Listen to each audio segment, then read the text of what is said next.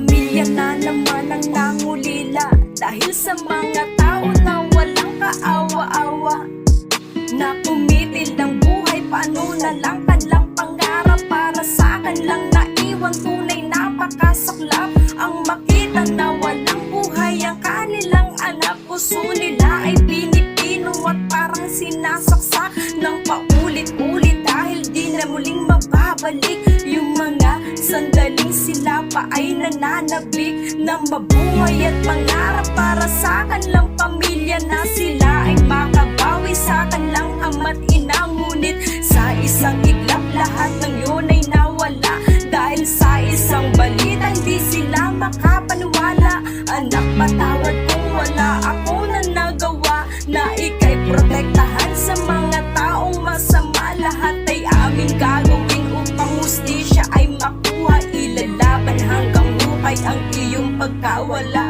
Bakit sa'yo ba nangyari? Kami ay nanghihinayang. Wala nang masasakit pa sa isang magulang mawala ng isang anak. Kung pwede ay kami na lang.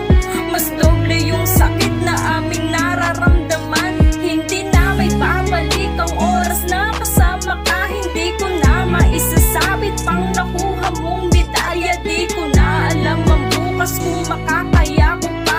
Bakit napakabilis mo naman sa amin ay kinuha?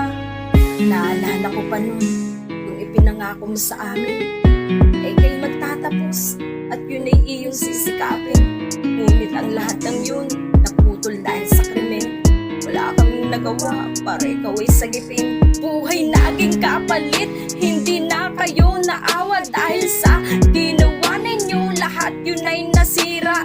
Hindi kami titigil upang inyong pagbayaran. Kulang pa ang inyong buhay sa ginawa nyong kasalanan. Bakit napakadali sa inyo ang pumatay? Pati mga inosente sila pa ang dinadamay. Napakawala yung puso, dapat inyong pagsisihan. Dapat lamang sa inyo ay mabulok na sa kulungan. Sa aming pangunguli na di namin malilimutan.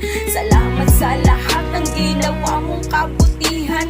Kaming pamilya mo at iyong mga kaibigan, gagawin lahat makuha lang ang iyong katarungan. Bakit sa'yo ba nangyari?